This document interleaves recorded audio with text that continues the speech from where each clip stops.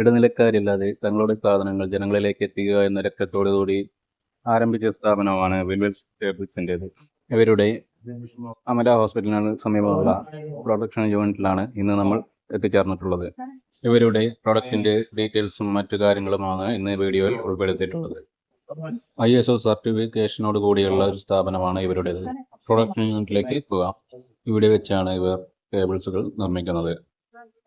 2.5, 1.5, 1mm, 4mm, 10mm വരെയുള്ള കേബിൾസുകൾ ഇവിടെ ലഭ്യമാണ്. കസ്റ്റമേഴ്സിനെ ഇവിടേക്ക് വിളിച്ച് അവരെ ബോധ്യപ്പെടുത്തിയതിനു ശേഷമാണ് ഇവർ കസ്റ്റമറിലേക്ക് ഇവരുടെ സാധനങ്ങൾ എത്തിക്കുന്നത്. പ്രൊഡക്ഷനിൽ ഇപ്പോൾ ഇവിടെ വന്ന കസ്റ്റമേഴ്സിന് മേജർ മാത്യു സാർ വിൽവെൽസ് കേബിളിനെ കുറിച്ച് പറഞ്ഞ് ബോധ്യപ്പെടുത്തുന്നതാണ് ഇവിടെ കാണുന്നത്. ഞങ്ങളും ഇവിടെ വന്നിട്ടുള്ളത് സാധനങ്ങൾ പർച്ചേസ് ചെയ്യുന്നതിന് വേണ്ടിയിട്ടാണ്. ഞാനിപ്പോൾ ചെയ്തുകൊണ്ടിരിക്കുന്ന വർക്കിൻ്റെ വീട്ടിൻ്റെ ഉടമസ്ഥനും ഇതിൻ കൂട്ടത്തിൽ കാര്യങ്ങൾ ചോദിച്ച് മനസ്സിലാക്കുന്നത് നിങ്ങൾക്ക് കാണാം. ഞാൻ കൂടുതലായും ചെയ്തിരുന്നത് RRൻ്റെ കേബിളിലാണ്. യാദൃശ്ചികമായാണ് ഞാൻ ഈ കേബിൾ കാണുന്നത്. ഒരു സൈറ്റിൽ ചെന്നപ്പോൾ അവിടെ മേടിച്ചിരുന്നത് ഈ കേബിളായിരുന്നു. ആ വീട്ടിലെ ഉടമസ്ഥൻ്റെ നിർബന്ധപ്രകാരമാണ് ഞാൻ ഈ വയർ ഉപയോഗിച്ചതെങ്കിലും ഉപയോഗിച്ചതിന് ശേഷം ഈ വയർ വളരെയധികം നല്ലതാണെന്ന് അപ്പോഴാണ് എനിക്ക് മനസ്സിലാകുന്നത്. വിൽവെൽസ് കേബിളിനെ കുറിച്ച് കൂടുതൽ ചോദിച്ച് മനസ്സിലാക്കാം. സ്റ്റാർട്ടിംഗ് സ്റ്റേജ് കേട്ടോ. കോപ്പർ നമ്മളിത് മൗണ്ട് ചെയ്തിട്ട് കോപ്പർ നേരെ ഇവിടെ കൊണ്ടുവന്ന് ഇവിടെ കോപ്പറിന് പ്രീഫ്യൂസ് ചെയ്യണം കേട്ടോ. കോപ്പർ നേരെ ഇതിലൂടെ കൊണ്ടുവരാം. ഇവിടെ കൊണ്ടുവന്നിട്ട് ഇൻസുലേഷൻ ചെയ്തിട്ട് പുറത്തു കൂടെ വരും. ഇൻസുലേഷൻ ചെയ്ത് പുറത്തു കൂടെ വരും കേട്ടോ. നമ്മൾ ആ രണ്ട് ചാമ്പറിലും PVC അടക്കണം. രണ്ട് ചാമ്പറിലും PVC അടച്ച് ബാരിന്റെ വഴി വന്നിട്ട് ഇവിടെ വന്ന് കോട്ടാ പോകണം. ഇൻസുലേഷൻ ചെയ്ത് പുറത്തേക്ക് വരും. നല്ല ചൂടായിരിക്കും. അപ്പൊ നമ്മൾ വെള്ളം ഉപയോഗിച്ച് തണുപ്പിക്കുകയാണ് കേട്ടോ.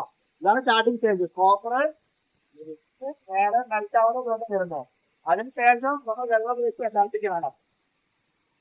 ഹീറ്റ് കമ്മിയാക്കാൻ വേണ്ടിയിട്ടാണ്. ഇവിടെയാണ് നമ്മുടെ വയറിന്റെ പ്രിന്റിംഗ് ഒക്കെ വരുന്നത്. ഇവിടെയാണ് വയറിന്റെ പ്രിന്റിംഗ് വരുന്നത്. അന്ന് ISI നമ്മുടെ ബ്രാൻഡിലേന്ന് ഒക്കെ ഇവിടെയാണ് പ്രിന്റ് അടിക്കുന്നത് കേട്ടോ. പിന്നെ കേബിളിന്റെ ഡാമേജ് മെയിൻറ്റെയിൻ ചെയ്തിട്ട് പോകും. അതിനുശേഷം തണുപ്പിച്ചതിന് ശേഷം നമ്മൾ വീണ്ടും എന്ത് ചെയ്യണം? 2 ട്രയൽ വെച്ച് പ്രിന്റിംഗ് കഴിഞ്ഞതിന് ശേഷം വീണ്ടും തണുപ്പിക്കണം. 2 ട്രയൽ വെച്ച് വീണ്ടും തണുപ്പിക്കണം. ഇങ്ങനെ തണുപ്പിച്ച കേബിളാണ് നമ്മൾ എന്ത് ചെയ്യണോ നമ്മൾ അങ്ങോട്ട് വരുന്നത്.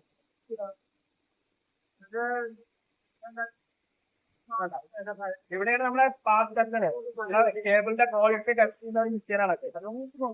നമ്മുടെ വീട്ടിലൊക്കെ വരുന്ന 230 വോൾട്ടേജ് ആണ്. ഇവിടെ കറണ്ട് പോകുന്നത് 6000 ഹൈ വോൾട്ടേജ് ആണ് കേട്ടോ. അത്രയും വോൾട്ടേജ് ആണ് ചെയ്യുന്നത്.